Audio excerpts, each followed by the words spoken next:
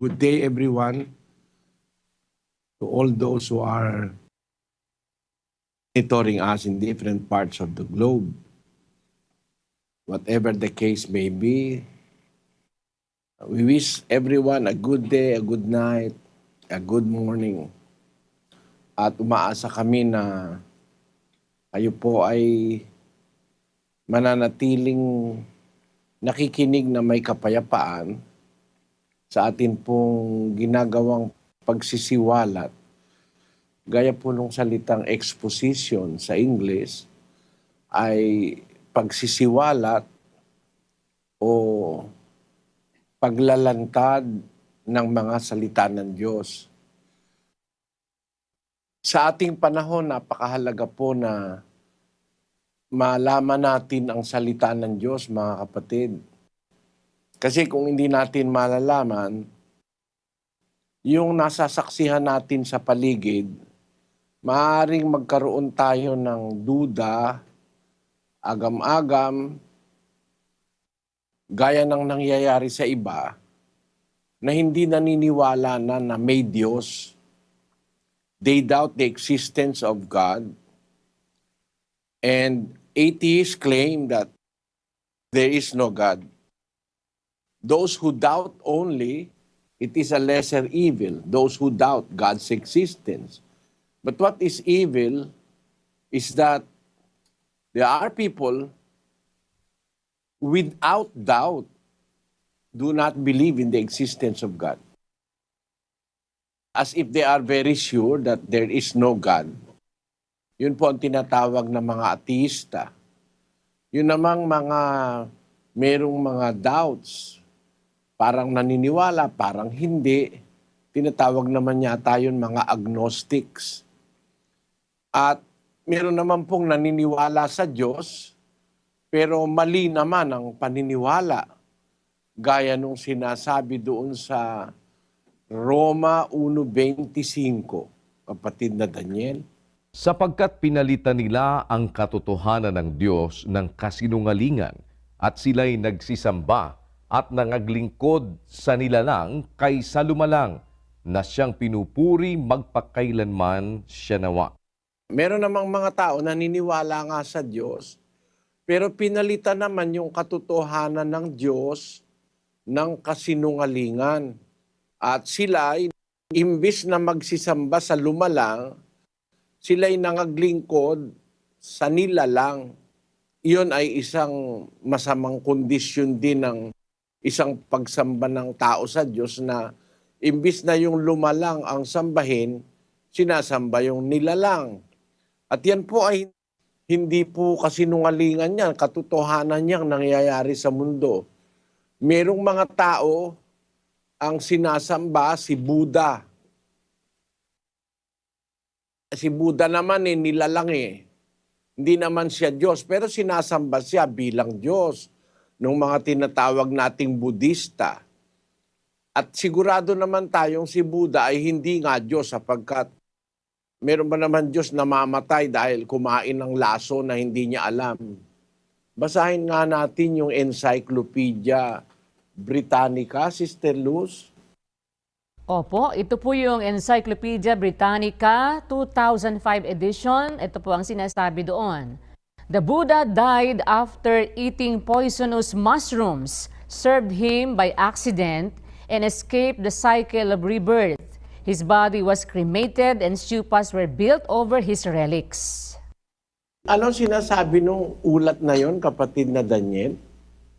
Ang sinasabi po ng ulat na yan, namatay po si Buddha pagkatapos niya na kumain ng nakalalasong kabuti na isinilbi po sa kanya at sinasabi nga po na pangyayari po na yun ay isang aksidente at nagkaroon daw ng pagtakas dun sa kanyang cycle of rebirth at yung kanyang katawan po ay sinunog. Yun po ang ulat ng Encyclopedia Britannica noong 2005, kapatid na Eli. Ibig sabihin na kanyang pagkamatay ay dahil sa pagkain po ng nakalalasong kabuti, kapatid na Eli. yun ay ayon sa impormasyon, aksidente. Meron ba naman Diyos na biktima ng aksidente? Ang Diyos alam niya yung mga bagay-bagay. Paano mo siyang aatangan na Diyos yun si Buddha na aksidente kumain? Pero katotohanan naman kasi yun na naulat sa kasaysayan na yung Buddha na ngayon ay sinasamba ng mga Budista, namatay dahil sa pagkain. Paano naman kayang tama yung mga Budista? Alam nyo ba mga kapatid kung gaano karaming naliligaw ng mga Budista ngayon?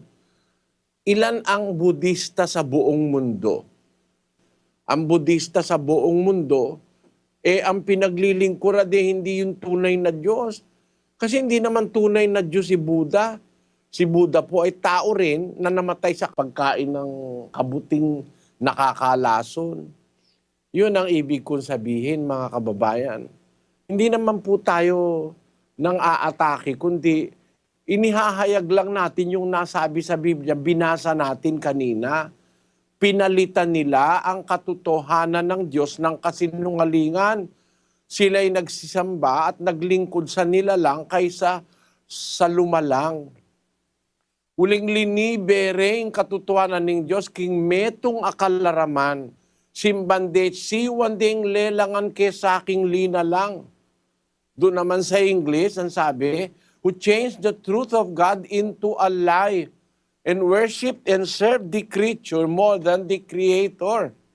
Sa Spanish, ang pagkakasabi diyan, kapatid na Daniel, Porque cambiaron la verdad de Dios por la mentira y adoraron y sirvieron a la criatura en lugar del Creador, quien es venido. napakaliwanag niya, no? Sirvieron y adoraron la criatura en lugar del Creador. Doon naman sa Portuguese, pois trocaram a verdade de Deus pela mentira e adoraram e serviram a criatura antes que ao Criador. Sabi sa Ilocano, sabi diyan, ta sinuktanda ti kinapudno ti Dios iti ulbod, ket nagdaydayaw da ken nagserserbida iti parswa, at diket iti namarswa. Tingnan nyo mga kababayan, kahit saan mong Biblia basahin, meron talagang mga taong naligaw, napakarami. Isang bahagi, kalahating bilyon tao, naligaw dahil kay Buddha. Mabuti po kung si Buddha lang ang Diyos-Diyusan. Buti kung si Buddha lang ang nakapagligaw. Napakarami pong naligaw ngayon Meron naman sumasamba sa mga daga sa India. Sinasamba mga baka. Kung hindi talagang malalim na po ang kasamaan sa tao ngayon, pagkakaligaw, pagkakahiwalay sa tunay na Diyos, at meron namang lalo pang masama, yung nagsasabing sila ay sumasamba sa tunay na Diyos, ay gumagawa naman ng sari-saring kasamaan. Yung nandun sa Roma 1:28, kapatid na Daniel. At palibhasa'y hindi nila minagaling na kilalanin ang Diyos. Ibinigay sila ng Diyos sa isang mahalay na pag-iisip upang gawin yaong mga bagay na hindi nangararapat. Nangapuspos sila ng buong kalikuan, ng kasamaan, ng kasakiman, ng kahalayan, puspos ng kapanaghilian, ng pagpatay sa kapwa-tao, ng pagtatalo, ng pagdaraya, ng mga kasamaan, mga mapag-upasala, mga mapanirang puri, mga napopuot sa Diyos, mga manglalait, mga palalo, mga mapagmapuri, mga mangangatha ng mga kasamaan, mga masuwayin sa mga magulang, mga haling, mga hindi tapat sa tipanan, mga walang katutubong paggiliw, mga walang habag, na bagamat nalalaman nila ang kautusan ng Diyos, na ang mga nagsisigawa ng gayong mga bagay ay mga karapat-dapat sa kamatayan, ay hindi lamang gayon ang ginagawa, kundi naman pinapayagan ang mga nagsisigawa ng mga yaon. Kita nyo mga kapatid, Hindi nila ang wika minagaling na kilalanin ang Diyos. Ibinigay sila ng Diyos sa isang mahalay na pag-iisip upang magsigawa ng mga bagay na hindi nararapat. Yan yung mga nagsasabing may Diyos, pero yung kanilang gawa, walang Diyos. Basahin natin yung Tito 1:16. Sila'y nangagpapanggap na nakikilala nila ang Diyos, ngunit ikinakaila sa pamamagitan ng kanilang mga gawa. Palibhasa'y mga malulupit at mga masuwayin at mga itinakwil sa bawat gawang mabuti. Yung salita ni Pablo na yan, napakahalaga niyan eh. Merong mga tao nagpapanggap, kilala nila ang Diyos. Ngunit yung kanilang mga gawa ang nagkakaila sa kanila. Nakilala nila ang Diyos. Hindi nila talaga kilala. Kasi ang sabi, malulupit, mga masuwayin, mga itinakwil sa bawat gawang mabuti. Ang pagkilala po kasi sa Diyos, mga kababayan, ay paggawa ng mabuti.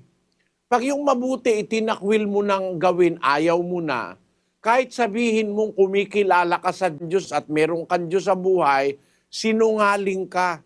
Bakit? Kasi ang tunay na pagkilala sa Diyos ay paggawa ng kabutihan.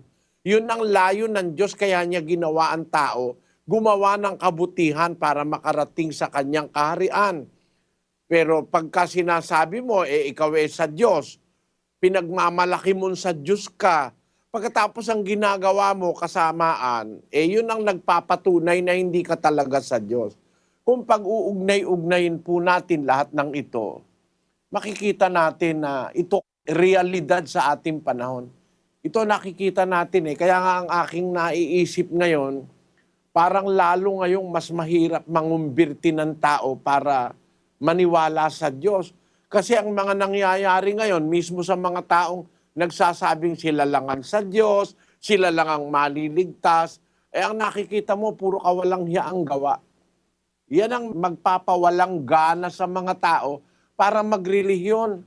Kasi yung mga mismo nagsasabi na may nakikilala nila ang Diyos, hindi naman ginagawa yung ipinapagawa ng Diyos, paano ka man namang maniniwalang may Diyos yung mga tao na yan? Makakasira pa ng loob yan sa iba para maniwala yung iba na may Diyos. Makikita nyo na ang nangyayari ngayon sa relihiyon, ang na-expose sari-saring katiwalian, kasamaan. Kaya yun po ang alalahanin ko. Kaya ako binubuksan sa inyo, mga kababayan, ng bagay na ito. Nasa Biblia po kasi yan. Hula ng Biblia yan. May nagpapanggap, nakikilala nila ang Diyos, pero ikinakaila nila sa pamamagitan ng kanilang mga gawa. Basahin nga natin sa English yan, kapatid na Daniel. They profess that they know God, but in works they deny Him, being abominable and disobedient, and unto every good work reprobate. Sabi doon sa Cebuano, nagasugid sila nga nakaila sila sa Diyos.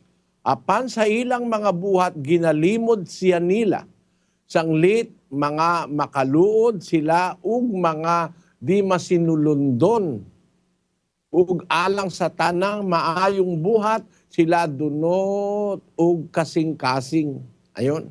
Sabi sa Kapampangan, bubulalagdang balure Diyos, dapat king dapat payaliande, antining makasumami lapin, latala paminto at mi pangamanwan laking balang dapat amayap.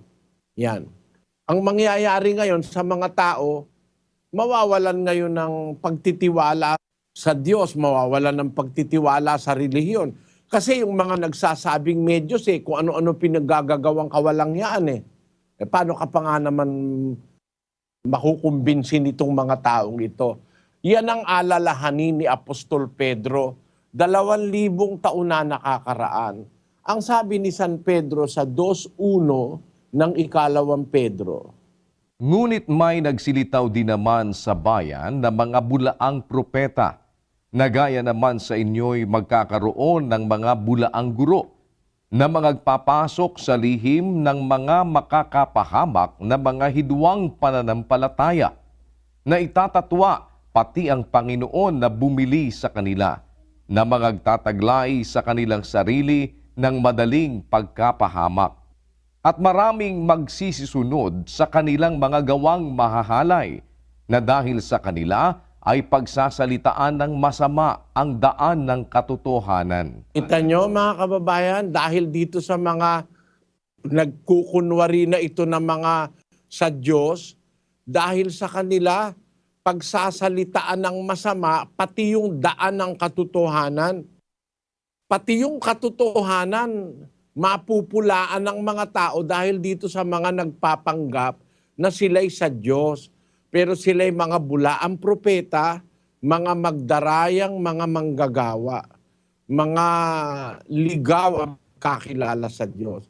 At yan po ay isa sa mga hulang magaganap sa ating panahon. Sa ikalawang Timoteo 3:1, ito po ang sabi ng kasulatan.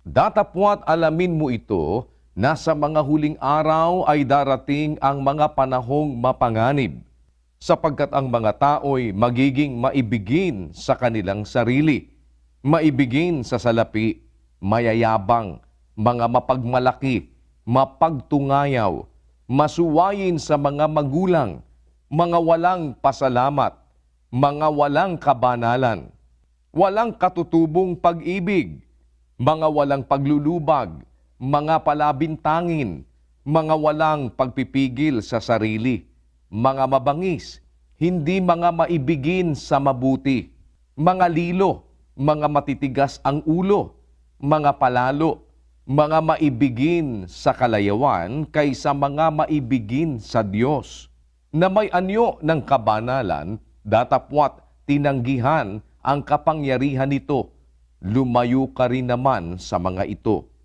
Kita nyo ang tagubili ng Diyos sa atin, mga kapatid. May mga tao sa mga huling kapanahunan, may anyo ng kabanalan, datapwat tinanggihan ang kapangyarihan nito. Paano ngayon ang magiging resulta nito sa mga tao? Pati yung kabanalan ng katotohanang nasa Biblia, mapagdududahan. Kasi itong mga taong ito, nagpapanggap na sila lang ang totoong relihiyon eh. Kaya ako naniniwala, mga kababayan, na ang tao lalong lalamig ang pag-ibig sa Diyos. Lalamig ang kanilang pagtitiwala sa relihiyon dahil sa nangyayaring ito sa mga relihiyon. Sana wag namang mangyaring lahat na ng tao'y mawalan ng pag-ibig sa Diyos. 24:12 ng Mateo, kapatid na Daniel. At dahil sa pagsagana ng katampalasanan, ang pag-ibig ng marami ay lalamig. Lalamig ang pag-ibig ng marami sa Diyos dahil sa napakasagana ng katampalasanan sa ating panahon. Yun ang nagpapatunay, malapit na po tayo dun sa panahon ng wakas eh. Kasi sabi ng Panginoong Hesus, pag sumagana ng katampalasanan, ang pag-ibig ng marami lalamig. Pagkatapos, habang palapit ng palapit ang wakas, pasama naman ang pasama ang mga tao. Yung nandoon sa ikalawang Timoteo 3:13. Datapwat ang masasamang tao at mga magdaraya ay lalong sasama ng sasama, na magdadaya at sila rin ang mga dadaya. Nakita nyo yan, no? Ang masasamang tao, lalong sasama ng sasama. Magdadaya sila, pero sila rin madadaya. Kaya katakot-takot na dayaan, yung nagdadaya, nadadaya pa rin. Pasama nga ng pasama ang tao sa ating panahon. Di ba kayo naniniwala, mga kababayan? Nakikita naman natin eh. Ngayon, ang panahon ng dayaan. Tamang-tama yung sabi ng Biblia eh. Ang masasamang tao, magdaraya, lalong sasama ng sasama, at sila rin ang mga dadaya. Katakot-takot na dayaan. Marami pong mandarayang mangangaral eh. Basahin natin ang 24:24 ng Mateo. Sapagkat may magsisilitaw na mga bulaang Kristo at mga bulaang propeta at magpapakita ng mga dakilang tanda at mga kababalaghan, ano pat ililigaw kung maaari pati ng mga hirang. Magdaraya yan, ililigaw ka eh. Magmimilagro pa.